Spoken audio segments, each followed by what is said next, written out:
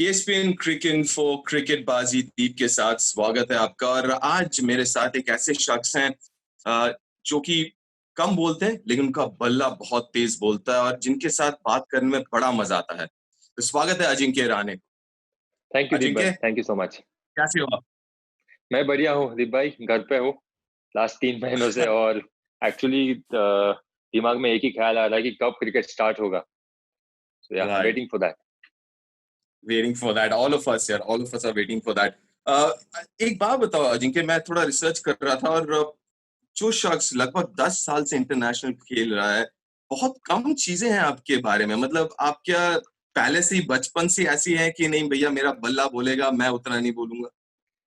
जी हाँ, मतलब कभी क्रिकेट के अलावा कुछ सोचा नहीं था और अभी भी मतलब कुछ दिमाग में आता भी नहीं है, क्योंकि जो कुछ आज मैं हूँ क्रिकेट की वजह से ही हूँ। तो राइट। और आज एक्चुअली मुझे पता चला कि ज़्यादा मेरे बारे में नहीं है। मैंने ये भी नहीं जानने की कोशिश की थी कि मेरे बारे में क्या-क्या बाहर चीज़ें हैं या लोग क्या रिसर्च कर रहे हैं। आई थिंक इम्पोर्टेंट यही था मेरे लिए और है कि मैं हम्म, मेहनत करते रहूँ जिस चीज़ से मैं ऊपर आया हूँ हम्म। क्रिकेट में। आई थिंक मैं अगर उसी के ऊपर फ़ोकस करूँगा, बाकी की चीज़ें अपने आप होती रहती है और एक समय होता है आपके पास बाद में जो आपको करना है वो। राइट। मेहनत की बात कही तो शुरुआत से चलते हैं कि बड़ा ही इंटरेस्टिंग स्टोरी है आपका। और डोंबिवली से हैं। डोंबिवली से आप पहले नहीं है, वहां से नीलेश भी खेल चुके हैं। लेकिन लोगों को बता दूं, डोंबिवली मुंबई डिस्ट्रिक्ट भी नहीं है, वो थाने डिस्ट्रिक्ट है, लगभग 2 घंटे दूर। तो पहले इंडिया तो दूर की बात है, पहले तो मुंबई पहुंचना होता है डोंबिवली से, राइट? वो सफर कैसा था डोंबिवली से मुंबई तक या आजाद मैदान तक पहुंचना, लोगों को बताना कि भैया मुझे खेलना आता है और मैं खेल सकता हूँ, तो वो जर्नी थोड़ा बताएं। अ, मेरा जर्नी मतलब देखिए डोंबिवली में जैसे आपने बात किया, डोंबिवली में सब लोग मतलब मुंबई में या इंडिया में जैसे सारे बच्चे अपने मोहल्ले में क्रिकेट खेलते हैं, वैसे मैं अपने हम्म, बिल्डिंग में मेरे दोस्तों के साथ क्रिकेट खेलता था और बहुत सारे हम्म, कंप्लेंट्स आती थी, तो मेरी जर्नी एक्चुअली वहाँ से शुरुआत हुई। और राइट। हमारे एक नेबर थे डॉक्टर अंबड़े करके, तो उन्होंने मेरे हाँ। पापा को बताया कि मैंने उसकी बैटिंग देखी है और उनके घर से हम्म, जहाँ पर हम खेलते थे वो दिखता था। मेरे घर से हम कहाँ पे खेलते थे वो बिल्कुल नहीं दिखता था, तो उनको आइडिया था कि मैं कैसे खेलता हूँ। तो उन्होंने पापा को राइट। बताया कि आप अजिंक्य को क्रिकेट कोचिंग में अकेडमी में ट्राई कीजिए, देखिए क्या होता है हाँ। क्योंकि उसकी टेक्निक जो कुछ मुझे मैं क्रिकेट देखता हूँ मुझे अच्छा लगता है उसका उसका बैटिंग देखना। तो हम्म, पापा ने उसके बाद मुझे क्रिकेट अकेडमी में द्रोणाचार्य क्रिकेट क्लब करके डोंबिवली में उस वक़्त था। तो वहाँ पर हम्म, मुझे मैंने क्रिकेट की कोचिंग शुरुआत की। फिर उसके बाद धीरे-धीरे मेरी जर्नी वहाँ से शुरू हुई। मैं उस अकेडमी में सबसे छोटा लड़का था और हम्म, मुझे याद है अभी भी कि उस वक़्त हमारे जो कोच थे खातू सर करके, उन्होंने सचिन पाजी और विनोद कांबली का फ़ोटो मुझे दिखाया था। और मैं मेरे पापा के साथ उस वक़्त गया था और उन्होंने मुझे पूछा था कि आपको इनके साथ खेलना पसंद होगा? आप इनके साथ खेलना चाहोगे? तो मैंने उस वक़्त मतलब इंस्टिंक्टिवली मेरा रिप्लाई था येस। और तभी मैंने कभी सोचा नहीं था कि ये चीज़ें ये मतलब रियलिटी में हो जाएगा थ्रू। फैंटास्टिक। और एक चीज जो सब जानते हैं कि about your black belt, karate में आपको ब्लैक बेल्ट मिल चुका है, आप यूर अ होल्डर। लेकिन मेरा सवाल ये है कि उससे आपको क्रिकेट में या लाइफ में क्या फायदा हुआ, खासकर क्रिकेट में, जो आपको कराटे में सीखने को मिला? कराटे में मतलब कराटे की वज़ह से फ्लेक्सिबिलिटी, मेरी एजिलिटी में काफ़ी मतलब क्रिकेट में बहुत उसका फ़ायदा हुआ है। बट कराटे हम्म, जाने का मकसद यही था कि आउटडोर एक्टिविटीज़ मैं उस वक़्त करूँ, घर पे ना बैठूँ। तो ये ओके। आई थिंक कहीं न कहीं मेंटल टफनेस वहाँ से भी आया है कि पूरा दिन आप कुछ ना कुछ एक्टिविटी कर रहे हो। एंड में मतलब बहुत सारे टाइम ऐसे हुआ कि मैं थका हुआ था कराटे के वक़्त। लेकिन नहीं, आपको जाके वहाँ पर पुश करना है और जो आपको आपके इंस्ट्रक्टर बताते हैं, वो आपको करना है। थोड़ा सा और आगे बढ़ते हैं। अंडर 19, इंडिया अंडर 19 आप खेले और न्यूजीलैंड का टूर था, 200s, और वो बड़ा अच्छा टीम था। वहीं पे मेगा से विराट भी थे, उधर से टिम साउदी, रविंद्र जडेजा, वो सब एक ही येस, साथ में थे अंडर 19 बैच। Yes, yes. उस वक़्त मुझे हम्म, याद है मैं, विराट, ईशांत, पीयूष चावला हमारे कैप्टन थे उस वक़्त, अंडर 19 में रवींद्र ओके। जडेजा थे। काफ़ी हम्म, सारे अच्छे मतलब सारे प्लेयर्स जो अभी खेल रहे हैं रिसेंटली, हम्म, सब लोग और हम्म, न्यूजीलैंड में Kane Williamson, Tim Southee, Trent Boult, Corey Anderson, उनकी जो अच्छी अभी फिलहाल जो टीम है, जो रिसेंटली खेल रहे हैं, सारे प्लेयर्स थे उस वक्त। और वो जो मुझे याद है, अच्छे रन बनाए, सीरीज भी अच्छी अच्छी गई थी मेरी इंडिया अंडर 19 की न्यूजीलैंड में। 200 300 टोटल बनाए थे। आई think I 560 run in 6 games. Right. Interesting. First class cricket debut बहुत कम लोग कह सकते हैं जैसे आपने किया है। शायद ये बहुत कम लोग जानते हैं। मोहम्मद निसार ट्रॉफी उस साल शायद फर्स्ट एंड अभी तक एक ही बार हुआ है कि जो फर्स्ट क्लास विनर इंडिया के और पाकिस्तान के they played that trophy Mohammad Nisar करके। हाउ वाज दैट एक्सपीरियंस कि आप तब क्या 19-20 साल के ही थे, पाकिस्तान में जाके एक पाकिस्तानी टीम के अगेंस्ट खेलना कराची में था और ऑब्वियसली फर्स्ट क्लास डेब्यू, तो हाउ वाज दैट ट्रिप और feeling? I mean, that feeling was really good. It was really special for me to score 100 in my debut game for Mumbai in Pakistan. Yeah, so I'll always remember that. The most important part is कि आप हर एक साल मतलब 5 लगातार साल इन Ranji trophy या first class cricket 1000+ runs, right? I mean how was that? I mean पहले 2 साल 3 साल ठीक है, लेकिन क्या पहले 2-3 साल के बाद कभी दिमाग में है कि यार अब इंडिया हो जाए, हो क्यों नहीं रहा? ऐसा कुछ था दिमाग में? First year in my Ranji trophy पहले 3-4 मैच मेरे एकदम खराब गए थे और मतलब ऐसी बातें शुरू हो रही थी कि नहीं, इसको ड्रॉप करना चाहिए, इसको वापस क्लब क्रिकेट खेलने भेजना चाहिए। तो I think Pravin Amre sir हमारे कोच थे उस वक्त। उन्होंने कहा कि नहीं, अगर किसी को हम टीम में लाते हैं तो उसको आप 6-7 मैचेस लगातार खेलने का मौका दो।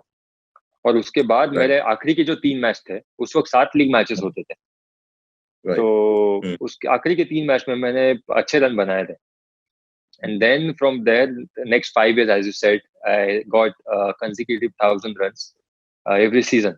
तो ये इस बीच में कुछ मतलब 2-3 साल के बाद ऐसे लगा कि शायद अभी मौका आएगा मुझे, इंडिया कॉल अप अभी आएगा। तो जितना मैं सोचता था उतना वो दूर चला जाता, मतलब नहीं आता था। तो आई रिमेम्बर दुलीप ट्रॉफी के वक्त we were playing against south zone and Rahul भाई was playing in that game in Chennai. And final game tha, I got runs in that game, 169 and 98 in the finals.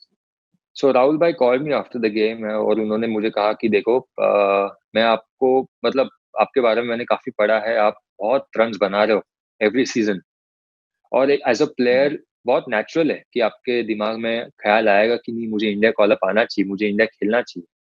मैं आपको सिर्फ यही कहना चाहता हूँ कि आप जो करते हुए आए हो आप उसी के ऊपर फोकस करो, इंडिया कॉल अप अपने आप आएगा, आप उसके पीछे मत भागो। तो आई थिंक वो एडवाइस उस वक्त राहुल भाई जैसे प्लेयर से आना मेरे लिए काफी मतलब एक बूस्टर था, एक इंस्पिरेशन, काफी मुझे मोटिवेट किया कि नहीं, ये बंदा अगर आके मुझे ऐसे बता सकता है कि क्योंकि उन्होंने भी अप्स एंड डाउन्स देखे हैं, उन्होंने भी अपने लाइफ में देखा है कि कैसे होता है। तो उसके 1 साल बाद again I got 1000 runs and then I got I think 2 साल के बाद मैं वापस सिलेक्ट हुआ। जब टेस्ट कॉल आया भी 2011, आई मीन ड्रेसिंग रूम, आपने जो तस्वीर देख के आपने कहा था नहीं मुझे उनके साथ खेलना है, वो लोग उस ड्रेसिंग रूम में थे जब आपका इंडिया कॉल अप आया 2011 में। एंड वो फीलिंग कैसा था कि सच भाई बैठे हैं, राहुल भाई बैठे हैं, तब वीवीएस भी था स्क्वाड में, तो वीवीएस भी बैठे हुए हैं वहां पे, वीरू वगैरह। How was that feeling for a young guy walking into a dressing room जहां पे उसके रोल मॉडल्स आइकॉन्स बैठे हो? आई थिंक अनरियल उस वक्त, मतलब कभी मतलब मैं कुछ समय तक ब्लैंक हो गया था जब पाजी बैठे हैं सामने, राहुल भाई है, लक्ष्मी भाई बैठे हैं और मस्ती कर रहे हैं। मतलब आपको पता है कि बाहर बाहर से थोड़ा लगता है कि एकदम सीरियस है, लेकिन उन लोग ड्रेसिंग रूम में मस्ती करते थे। सचिन पाजी, राहुल भाई, लच्छू भाई, वीरू पाजी मतलब मस्ती करते थे और जैसे उनको देखा तो मैं कुछ समय तक ब्लैंक हो गया था। बट उन्होंने बहुत मुझे कंफर्टेबल किया उस वक्त। हमेशा बताते थे जब हमारे नेट प्रैक्टिस के वक्त की आपको थ्रो डाउन चाहिए, मतलब खुद से पूछते थे आपको थ्रो डाउन करना है, बैटिंग करना है। आई थिंक वो माहौल मेरे लिए मतलब मुझे बहुत कुछ सिखाया उस माहौल ने, जब मैं टीम के साथ था 2011 में, जब नया नया आया था और बहुत कुछ सीखने मिला उनसे, कैसे प्रिपेयर करते थे वो, क्या उनका रूटीन होता था। हर एक का रूटीन अलग अलग था, कोई किसी को कॉपी नहीं करता था। तो आई थिंक हर एक की जो पर्सनालिटी थी, हर एक के जो प्रिपरेशंस थे, मैं हमेशा से ऑब्जर्व करता था और आई लर्न अ लॉट। तो इसलिए बात इतना कर रहे हैं क्योंकि आप 16 महीने करीब आप टीम के साथ थे। 2011 में स्क्वाड में घुसे, लेकिन डेब्यू 2013 में हुआ। उसके बीच में मैं देख रहा था लगभग 7 प्लेयर्स का डेब्यू हुआ आपसे पहले, आप जब टीम में थे। तो कभी वो दिमाग में आया कि यार मेरी बारी कब आएगी? दिमाग में आया, काफ़ी टाइम दिमाग में आया कि नहीं, क्यों मुझे मौका नहीं मिल रहा है, मैं सबसे पहले टीम में आया था, मुझे खेलना चाहिए, मैं रेडी हूँ। ये दिमाग में आता था, ये सारी चीज़ें जो नेचुरल है। अगर किसी के दिमाग में नहीं आएगा तो शायद वो मतलब हम कह सकते हैं कि वो झूठ कह रहा है। थोड़ा पैशनेट नहीं है फिर।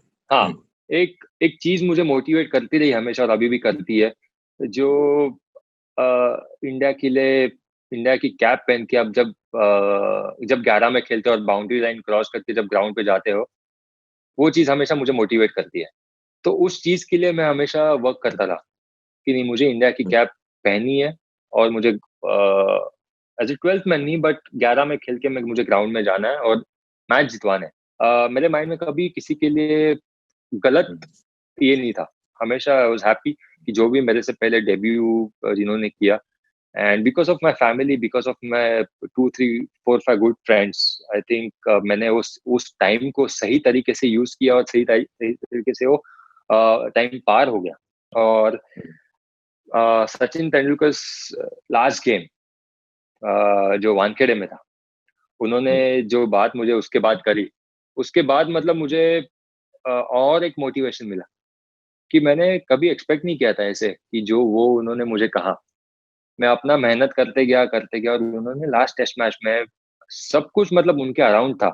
सब कुछ उनके लिए हो रहा था, लेकिन उसके वक़्त भी उन्होंने समय निकाल के उन्होंने कहा कि नहीं, आप ये 2 साल जो मेहनत कर रहे थे, मैं क्लोज़ली वॉच कर रहा था। आपके लिए बहुत टफ था। मुझे याद है मतलब कोई भी प्लेयर होता था शायद इस सिचुएशन में दब जाता था, इस टाइम में। लेकिन आपने जो कमिटमेंट दिखाई है एज़ अ 12th मैन, जो भी आपके फिटनेस के ड्रिल्स होते थे, जो आपने भी कमिटमेंट के साथ करे हैं, रियली हैट्स ऑफ, क्योंकि बहुत टफ होता है 2 साल। आप समझ सकते हो कि 2-3 मैच आपने करे, 3-4 मैच आपने करे, लेकिन 2 साल आपने लगातार आप करते गए, तो आप इस गेम को हमेशा से लॉयल रहे हो। ये गेम आपको भी हमेशा लॉयल रहेगा। तो वो जो चीज़ मुझे उन्होंने बताई, आई थिंक उसके बाद और एक पैशन बढ़ा और मोटिवेशन भी मुझे मिला। Fantastic, brilliant story. उसके बाद आपको डेब्यू हुआ आपका इंडिया में, बॉर्डर गवास्कर बॉर्डर ट्रॉफी में। एक तो वो फीलिंग, डेब्यू, टेस्ट डेब्यू जिसके लिए आप इतने सालों से वेट कर रहे थे, हाउ वाज दैट फीलिंग? तो एक्चुअली मुझे पता ही नहीं चल रहा था कि मैं मतलब कैसे रिएक्ट करूँ, मिक्स्ड फीलिंग्स थे थोड़े। I was right. मतलब मेरे लिए स्पेशल था, ऑब्वियसली स्पेशल था या डेब्यू करना, लेकिन थोड़ी नर्वसनेस थी, थोड़ी एक्साइटमेंट थी। और जब मैं बैटिंग करने गया, जब और सचिन पाजी थे सामने, तो उन्होंने राइट। मुझे बताया कि मतलब एज़ अ प्लेयर आप चाहते हो कि आप डेब्यू में अच्छा करें, हर मैच में आप अच्छा करें। तो उन्होंने मुझे कहा कि ये सब भूल जा। आई थिंक अभी फ़िलहाल तू इस मोमेंट को एन्जॉय कर। और वो चीज़ मुझे उन्होंने कही और डेब्यू में मतलब अच्छा मैच नहीं रहा था मेरा, but I think it was memorable. True, वहां पे दो चीजें हुई। एक तो आपने बैटिंग की मिडिल ऑर्डर में, राइट, जो शख्स सारी जिंदगी टॉप ऑर्डर खेला है, वहां से मिडिल ऑर्डर खेलना वो कितना मुश्किल था? अ, यस, चैलेंजिंग था काफ़ी। आई थिंक मुझे याद है 6 या 7 नंबर पे मैंने बैटिंग करी थी उस वक़्त। अ, राइट। 6 नंबर पे बैटिंग करी थी उस वक़्त और ज़रूर चैलेंजिंग था क्योंकि इंडिया में आपको पता है कि जब आप 6-7 नंबर पर बैटिंग करते हो, बॉल पुराना हो जाता है, फील्डर्स का पीछे पीछे होते हैं और पूरी ज़िंदगी आपने जब ओपन और 3 नंबर बैटिंग करी तो आपको डेफिनिटली एडजस्ट करना होता है। तो उस वक़्त तो मतलब कितना मुश्किल था, क्या लगा, वो दिमाग में भी नहीं आया था डेब्यू मैच में। मैं तो सिर्फ़ अपनी बैटिंग एन्जॉय कर रहा था और आई वाज़ हैप्पी कि नहीं, I am playing for India, I want to do well for my country. सिर्फ़ एक ही चीज़ था। लेकिन जैसे-जैसे मैं उसके बाद 5-6 नंबर पर बैटिंग करने लगा कंसिस्टेंटली। देन उसके बाद रियलाइज़ हुआ कि नहीं, नंबर 3 पे जब मैं बैटिंग कर रहा था, it was quite easy in the sense hard ball होता है, फील्डर्स हम्म, टेस्ट क्रिकेट में ऊपर होते हैं, तो आपको रन्स बनाने की अपॉर्चुनिटी ज्यादा होती है, तो वो राइट। सब एडजस्ट करना आपके लिए बहुत चैलेंजिंग होता है, but then I started practice on that.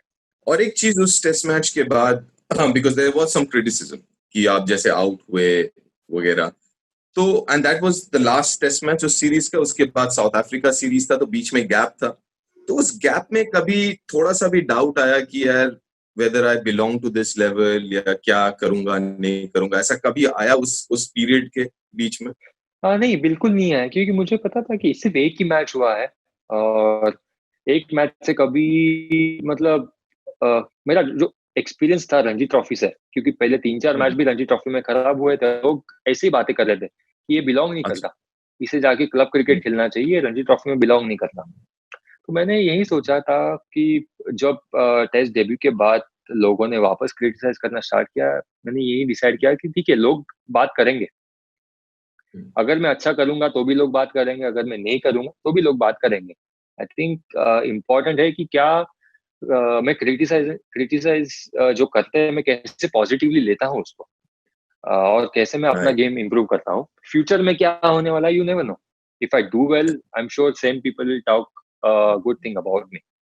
When we went to South Africa, again there was a time कि मैं खेलूंगा या नहीं खेलूंगा, 6 बैट्समैन खिलाने हैं या batsman 5 batsman and wicket keeper खेलने वाला है, वो पूरा डाउट था।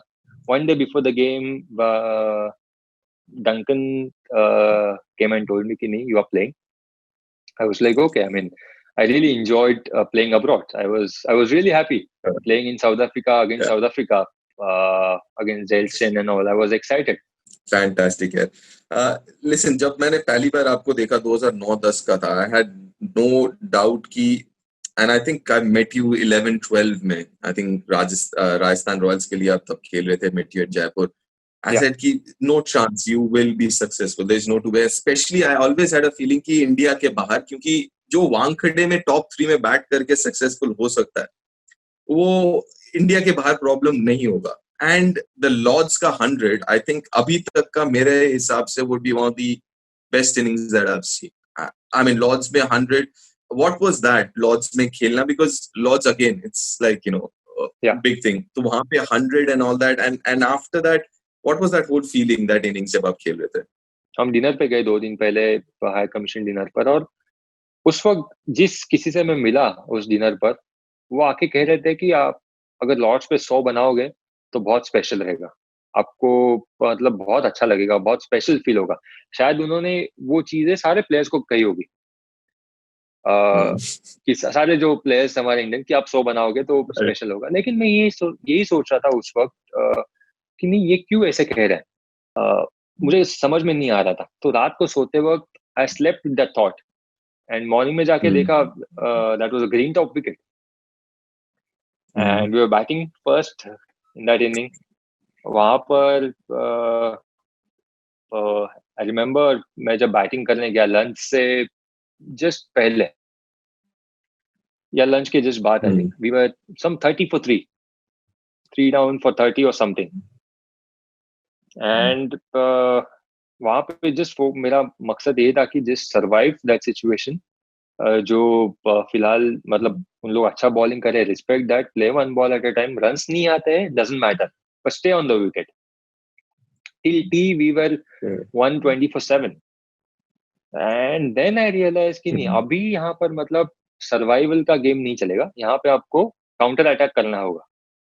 देन मी बिल्कुल, एंड भूवी, वी वर बिल्कुल। Batting together, I told Bhuvi कि मैं थोड़ा काउंटर अटैक करता हूँ, अगर लग गए यहाँ पर हमारे तो वेल एंड गुड, क्योंकि नथिंग टू लूज था हमारे लिए उस वक्त, क्योंकि 120 पर 7, और हमने यही डिसाइड किया कि ठीक है, चलो चांस लेते हैं, अगर दोनों में से कोई आउट होता है देन विल सी, तो जब तक दोनों बैटिंग कर रहे हैं चांस लेते हैं। We got 180 runs in that session, 300, close to 300, and I got out just last over में मैं आउट हुआ, but that feeling was special. I never wasn't thinking about 100, but kahin na kahin I thought, because of that high commission dinner, when people told me, I think वो thought subconsciously मेरे mind में बैठा था, and automatically that happened.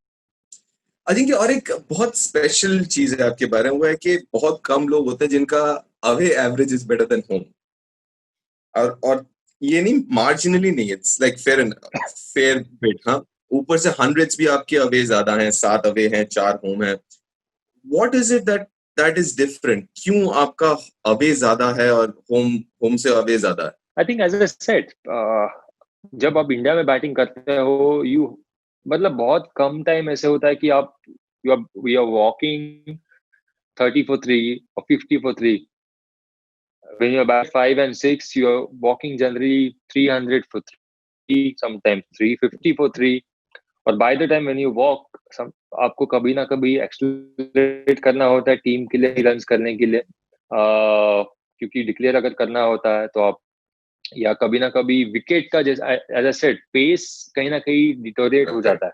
Wicket कभी ना कभी अलग, if you batting second, you know कि अपोनेंट्स ने बैटिंग करी है, उसके बाद आप बैटिंग कर रहे हो, and then when you are walking, score is 300 for 3 or 350 for 3. And in abroad, you know, even if you're walking at like अच्छी पार्टनरशिप भी होती है, and if you're walking like as I did in Melbourne, 180 for 3. Still, the ball was really hard. Wicket was really good, hard. So as a batsman, you know, when ball is coming nicely onto the bat and wicket अच्छा है, तो आप आपके shots खेल सकते हो. Being an attacking player, it's important कि आप हमेशा अगर अटैक वैसे विकेट है तो आपके पेस के लिए अच्छा होता है। इंडिया में समटाइम्स, और आपके पास समय भी होता है अब्रॉड में, तो I think averages for me उतना मैटर नहीं करता है। I think your contributions at the right time matters a lot. Okay, so बीच में फिर एक होम सीजन आया, राइट?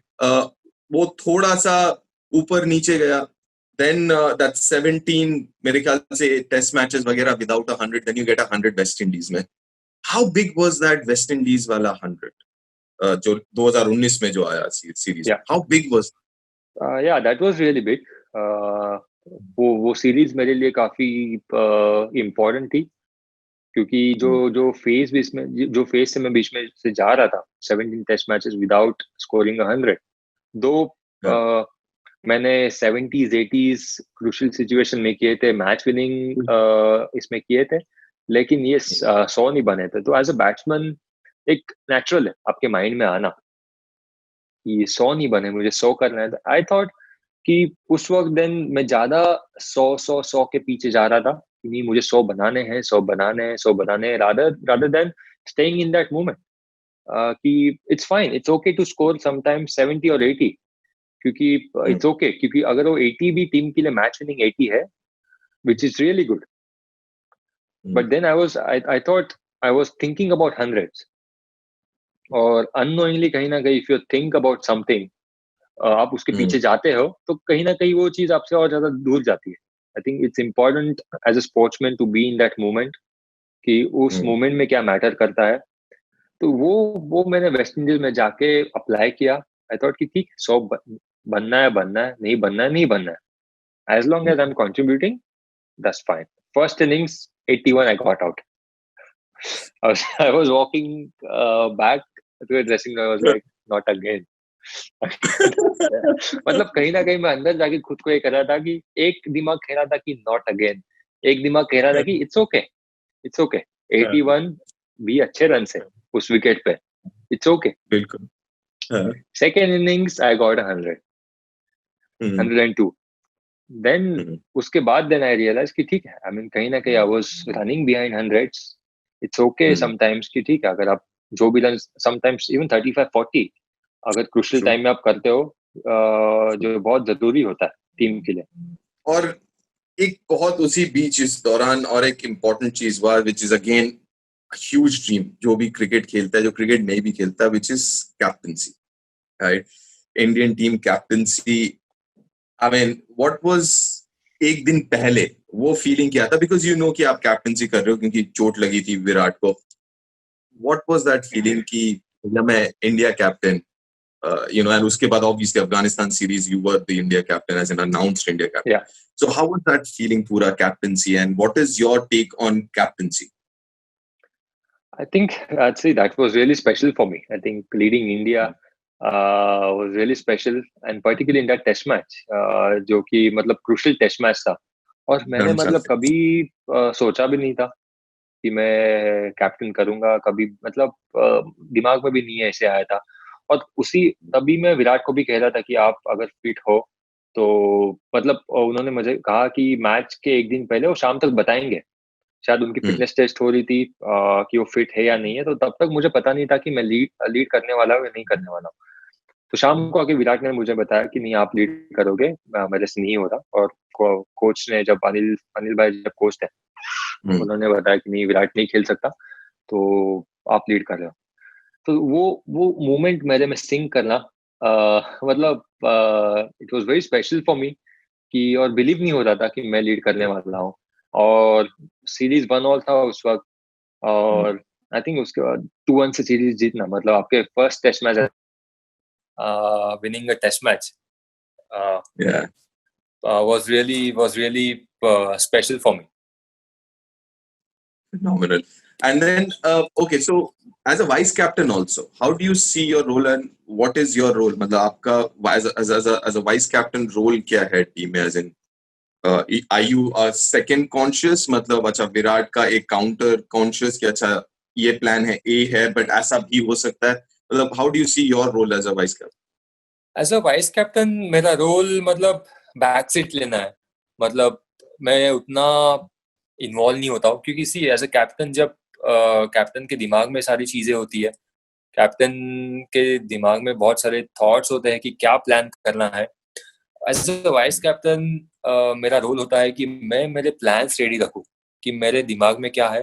यस, कभी जरूरत पड़ती है तो इंस्टिंक्टिवली मैं बताता हूँ, लेकिन बहुत बार ऐसे होता है कि मैं बैक सीट लेता हूँ। जब विराट आके पूछता है कि क्या करना चाहिए, then I should be ready with the answer कि हमें अभी क्या क्या प्लान करना चाहिए, क्योंकि इतनी सारी चीजें कैप्टन के दिमाग में चलती है कि ये प्लान करना है, कौन से बॉलर को लाना है, क्या फील्ड्स रखना है।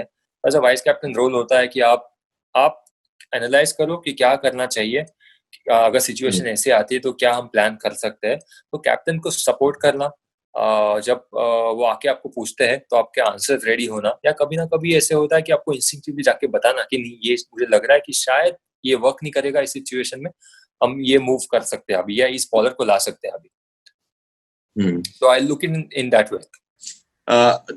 The other thing is slipping की बारे में बात करते हैं because you're one of the best in the world. लेकिन I was talking मतलब पहले सीजन में ऐसा नहीं था रणजी ट्रॉफी में, खासकर अगर अजीत से पूछा जाए तो तो हाउ डिड यू मतलब किस तरीके से कितना मेहनत किया और मतलब स्लिपिंग इतने अच्छे कैसे बन गए स्लिप फील्डर?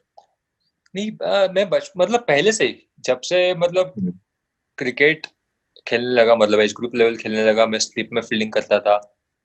जब रणजी ट्रॉफी डेब्यू हुआ उससे पहले अंडर 19 में मैंने 2 साल बहुत अच्छे अच्छे कैचेस पकड़े थे। एक साल में कैप्टन भी था अंडर 19 में, जिस साल हम कुछ भी ट्रॉफी जीते थे। तो मैंने अच्छे कैचेस पकड़े थे। जो हमारे कोच थे उन्होंने कहा कि रणजी ट्रॉफी में मैसेज भेजा कि नहीं ये स्लिप में बहुत अच्छा फील्डिंग करता है। देखो कि चलो हमें स्लिप का फील्डर मिल गया। और फर्स्ट सीजन में देखने के बाद कहे कि यार ये कौन सा स्लिप का फील्डर है, मतलब क्या है सारे कैच, मतलब। और मुझे भी इतना बुरा लग रहा था कि यार मतलब मेरे हाथ से कैचेस जा रहे हैं, और जो कि मैंने पिछले साल इतने इतने कैचेस लिए थे।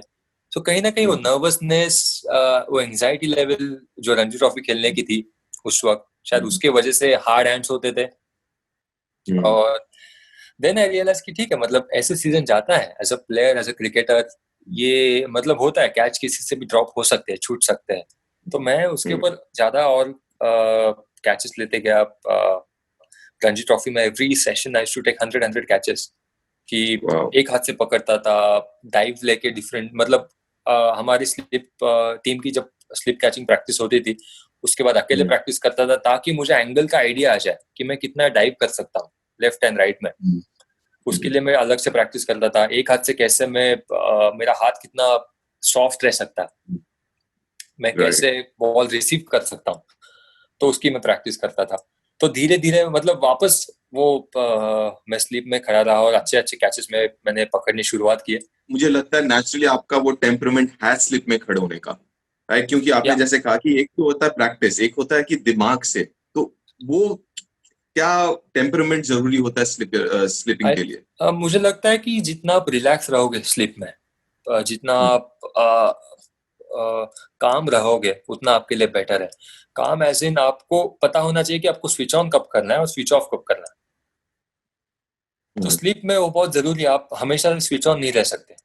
जो मोमेंट पे हम्म, आपको स्विच ऑन करना है, सो यू हार्डली लाइक 3 से 4 सेकंड या मे बी 5 सेकंड आप स्विच ऑन करते हो, और उसके बाद हम्म। आपको स्विच ऑफ करना होता है। अगर आप ज्यादा टाइम स्विच ऑन रहोगे तो वो फोकस जो राइट मोमेंट पे चाहिए वो नहीं होगा। अब बात करते हैं थोड़ा व्हाइट बॉल क्रिकेट की, जहां पे शायद थोड़ा सा लोग लोग यार उतना ज्यादा क्रेडिट नहीं मिलता, because you have very good white ball numbers as well, या राइट? और जैसे आपने कहा कि लिस्ट ए में भी आपका डेब्यू पहले हुआ फर्स्ट क्लास से, इंडिया के लिए भी आपका डेब्यू व्हाइट बॉल क्रिकेट में पहले हुआ। सो सबसे पहले अगर हम T20 की बात करते हैं, आप एक आपके अगर मैं नंबर्स देख लूं, आप ब्रिलियंट, हाँ, 130 प्लस स्ट्राइक रेट, 30 के ऊपर का एवरेज, मतलब कंसिस्टेंट भी हैं। लेकिन आप अप्रोच कैसे करते हैं? You are not a big hitter, let's be honest, कि आप या ऐसे नहीं कि छक्के मार देंगे। आप ऑर्थोडॉक्स क्रिकेटर हैं, ऑर्थोडॉक्स टेक्निक के साथ खेलते हैं, लेकिन आप अप्रोच T20 को कैसे करते हैं? मेरा प्लानिंग T20 में यही है कि मतलब मैं किसी को कॉपी करने की कोशिश नहीं करता। मेरा ये है कि जो मेरे क्रिकेटिंग शॉट्स है, inside out, may be ball is back, या जो भी मैंने और एक दो शॉट डेवलप किए हैं, वो आई थिंक वो अगर आप श्योर हो आपके शॉट के बारे में, तो आपको बैक करना चाहिए। तो मेरी प्लानिंग सी वे होती है कि 6 ओवर में एक, अगर मैं अभी आपको बताऊं कि 6 ओवर में मैं फोकस करता हूँ कि कैसे मैं, अगर 18 बॉल खेल रहा हूँ, 18 बॉल्स में मैं कैसे मेरा स्ट्राइक रेट 150 to 160 हो सकता है। ओके। या then I think after that, after 6 to 14 overs में, तो आपको ब्रेक डाउन करना होता है कि अगर आप वापस हाफ बॉल खेले तो आपको कितने रन्स बनाने हैं। तो मेरे T20 में मैं ब्रेक डाउन करता हूँ बहुत बार कि अगर मैं 6 ओवर के बाद भी बैटिंग कर रहा हूँ तो मेरा क्या प्लानिंग होगा। लेकिन एक बात मुझे राहुल भाई ने बताया, क्योंकि जिस जैसा मेरा स्टाइल है, बहुत बार होता है कि आप T20 में खेलते हो, T20 में आउट होते हो, तो देखने में बहुत गंदा लगता है कि यार क्या गंदा शॉट मारा। तो उन्होंने मुझे ट्रू। कहा कि यार मतलब T20 में भूल जा, गंदा शॉट मारा या गंदा दिखा बाहर से कुछ कुछ फर्क नहीं पड़ता। T20 में सिर्फ बॉल देखना है और वैसे मारना है। अच्छा शॉट मार के भी कुछ नहीं होने वाला है, गंदा शॉट मार के आउट होगा तो भी कुछ नहीं होने वाला है। आई थिंक जो मैटर करता है कि कितना तो इम्पैक्टफुल करता है। तो जैसे आपने कहा कि जो मेरा स्ट्राइक रेट है, जो कि अच्छा है काफी, मतलब जैसे जैसे मैं जितना लंबा मैं बैटिंग करता हूँ उतना मेरा स्ट्राइक रेट अच्छा होते जाता है। उसके बाद एक बहुत important aspect which is one day cricket. One day cricket में भी सबसे अच्छा पोजीशन आपके लिए कौन सा है? क्योंकि वनडे क्रिकेट में भी आपका अच्छा खासा रिकॉर्ड है, you been man of the series as well one day cricket में। लेकिन कभी लगता है कि ओपनर, क्योंकि ज्यादातर आपने ओपन ही किया है, लेकिन मिडिल ऑर्डर पे भी खेला, आपके हिसाब से बेस्ट पोजीशन कौन सा?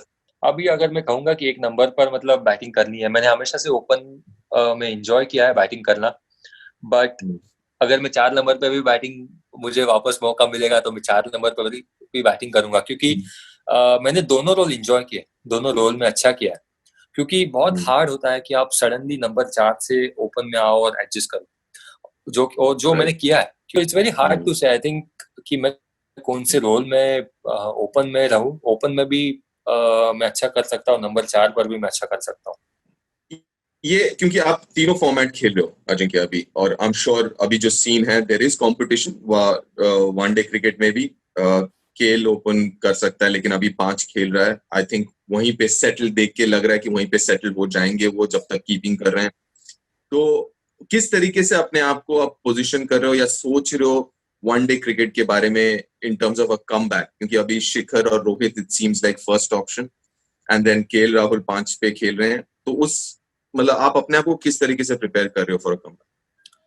सी एक मतलब जरूर मैं, कोई भी नंबर हो, मैं हर एक नंबर के लिए रेडी हूँ वनडे में खेलने के लिए, भले वो ओपन हो, नंबर 4 हो, और wherever I am ready. And yes, मतलब as I said, my instinct answer yes yes कि वनडे में कमबैक करना है। अब कब अपॉर्चुनिटी आएगी we don't know, but Mentally, yes. Mentally, I am preparing myself to play all the formats. It's all about, I think, being positive with yourself and thinking positive about your ability. Right. Okay. Some of the other thing जो मेरे दिमाग में था कि दो बड़े important चीजें हुई हैं मेंटली, शायद मुझे बाहर से जो लगा, एक था south Africa series 2018, that was big series, पहला टेस्ट मैच, और वो साल बड़ा होने वाला था। South Africa, England, Australia, vice captain, और अवे एवरेज उस वक्त 50 के ऊपर था आपका, एंड प्लेइंग 11 में जगह नहीं मिली। How was that? I mean, did that affect you mentally? क्या मतलब, how was that whole situation? Frankly, yeah मैंने एक्सपेक्ट नहीं किया था वो कि मैं नहीं खेलूंगा वो टेस्ट मैच साउथ अफ्रीका में। But then see, you got to respect, it's a team sport, and that's what I learn कि टीम हमेशा से पहले आती है। जो भी ठीक है उस मोमेंट में, मतलब उस सिचुएशन में जो भी डिसीजन गए, पर्सनली आपको कहीं ना कहीं हर्ट होता है थोड़े टाइम तक, बट लॉन्ग टर्म में आपको देखना होता है कि टीम के लिए क्या सबसे ज्यादा जरूरी है। राइट। ओके। आपके काफी सारे पार्टनरशिप्स हुए हैं, आई मीन स्पेशली विराट के साथ, ऑब्वियसली चेतेश्वर के साथ भी काफी हुए हैं। दोनों अलग अलग बैट्समैन है, टेक्निक अलग है, खेलने का तरीका अलग है। आप कैसे एडजस्ट करते हो जब आप चेतेश्वर के साथ पार्टनरशिप में हो और जब आप विराट के साथ हो? अलग, आपके नजरिए से अलग कैसा होता है वो पार्टनरशिप? मेरे नजरिए से विराट और मैं, मतलब हमारी काफी पार्टनरशिप लंबी हुई है। हम मतलब कम्युनिकेट बहुत बार होता है कि हम अटैकिंग खेलते हैं। हमारे अब दोनों के पार्टनरशिप, हमारा स्ट्राइक रेट देखो तो काफी अच्छा होता है, even in test cricket. Cheteshwar थोड़े अलग प्लेयर है, वो अपना समय लेके खेलते हैं, तो उसके साथ कम्युनिकेशन यही होता है कि नहीं तो कैसे उसको लगता है, क्या फील होता है, क्योंकि वो 3 नंबर पे बैटिंग करता है, मैं 5 नंबर पे करता हूँ, ताकि विराट और मैं 4-5 नंबर पे बैटिंग करते हैं।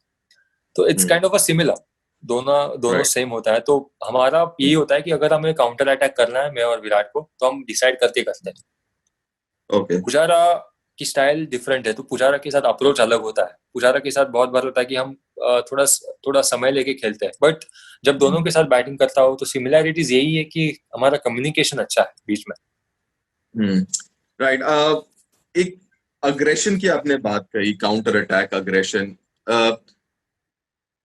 मेरा मानना है कि सब अग्रेसिव होते हैं, राइट? कोई दिखाता है, कोई नहीं दिखाता। सो अपने टाइम में कह रहा हूँ, देयर वाज, सौरभ भी उतना ही अग्रेसिव थे जितना राहुल भाई थे और जितना सच भाई थे। यह है कि Saurabh was more expressive, Rahul भाई वाज नॉट एक्सप्रेसिव, बट अंदर से तो उतना ही था। तो आप उस मोल्ड में हो, राहुल भाई वाले मोल्ड पे हो, तो how do you channelise that aggression? कि आपको भी गुस्सा आता है, आपको भी दुख होता है, but how do you channelise that positively? See, I think as you said कि सब लोग एग्रेसिव होते हैं, मतलब हर एक का तरीका अलग है। विराट का एक्सप्रेस करने का तरीका अलग है, मेरा अलग है। मैं विराट जितना एक्सप्रेसिव नहीं हूँ, लेकिन मैं मेरा बैटिंग में एग्रेसिवनेस दिखाता हूँ। मतलब अगर कोई लगता है कि मैं शॉट्स खेल के मेरा एग्रेशन दिखा सकता हूँ, तो मैं उसमें दिखाता हूँ। मैं एग्रेशन एक्चुअली एक्सप्रेस नहीं कर रहा हूँ लोगों के सामने, लेकिन मेरे अंदर है, मेरे माइंड में चल रहा है कि नहीं, कि मैं कैसे ये कर सकता हूँ, कैसे काउंटर अटैक कर सकता हूँ। तो अलग अलग तरीके हैं एग्रेशन एक्सप्रेस दिखाने के। राइट। अच्छा, अब बात करते हैं, बहुत वैसे ही टाइम ले लिया, इज अबाउट दिस पिछले 2-3 महीने। It can be very tough, बहुत मुश्किल वक्त होता है, क्योंकि आपको लगता है, स्पेशली आप जैसे जो हैं प्लेयर्स जो काफी प्रैक्टिस करते हैं, एंड अभी कुछ नहीं है, तो हाउ मेंटली कैसे अपने आप को पकड़ा हुआ है? क्योंकि पीछे कुछ सोशल मीडिया में भी रोहित ने आपके साथ मजे लिए, विराट ने भी, कि but how do you keep calm and hold on कि यार अच्छा आएगा, वक्त आएगा, वक्त आएगा? वो किस तरीके से निकाला आपने पिछले 2-3 महीने? आई थिंक एक मैं लकी हूँ और एक ब्लेसिंग है कि इस समय मतलब आर्या हमारे साथ है, तो कैसे ये टाइम चला गया मेरा और राधिका का, हमें पता ही नहीं चला। और Right. राधिका शायद मुझे बताएगी ये इंटरव्यू सुनने के बाद कि मुझे पता चला कि ये टाइम कैसा गया घर देखते देखते लेकिन नहीं, एक्चुअली देखा जाए तो आर्या के वजह से ये 2-3 महीने कैसे गए हमें पता नहीं चला, and I am really blessed, really lucky enough for us. Right. But देख, आई थिंक ये 2-3 महीने में फोकस ये भी कर रहा था कि हम खुद को फिट कैसे रख सकते हैं, क्योंकि फिटनेस भी इक्वली इम्पोर्टेंट है, क्योंकि हमें पता है कि बाकी कोई क्रिकेट नहीं होने वाला है. मुंबई में ऑलरेडी मतलब बारिश शुरू हो चुकी है, तो वी नो कि सितंबर तक तो कोई क्रिकेट नहीं होगा अभी. तो सिर्फ आपको फिटनेस करना है. अगर जब भी कभी क्रिकेट स्टार्ट होगा तो सारा इंडोर होगा. तो Right. घर पर ही वर्कआउट शुरू है. जो प्रोग्राम हमारे जो ट्रेनर है उनसे मैंने प्रोग्राम लिया, मार्च में लिया था, तो वो फॉलो करते हुए आ रहे हैं. हर दिन 1 या 2 सेशन कर रहा हूँ. तो आई थिंक कैसे मैं खुद को फिट रख सकता हूँ, ताकि जब भी कभी क्रिकेट स्टार्ट होगा, शुरू होगा, आई नो कि आई am ready. Thank you so much यार. And Ajinkya, I must say this कि हर समय मजा आता है आपसे बात करके, हर वक्त मजा आता है, क्योंकि you see the deeper side of things. एक तो दिख जाता है ग्राउंड के अंदर, और जो ग्राउंड के असली चीजें दिमाग के पीछे होता है, वो पता लगता है, सीखने को मिलता है. Thank you again for your time. और Thank you, I must congratulate you, obviously Radhika, obviously for Arya and everything else, and also आपके जो कोचेस रहे हैं, आपके जो पेरेंट्स हैं, for जो आप हो is to a great extent is जो आपने सीखा है. I think brilliant, great job to them, and again thank you so much Ajinkya for your time. Thank you, Deep bhai. Thank you so much. Take care, buddy. Take care.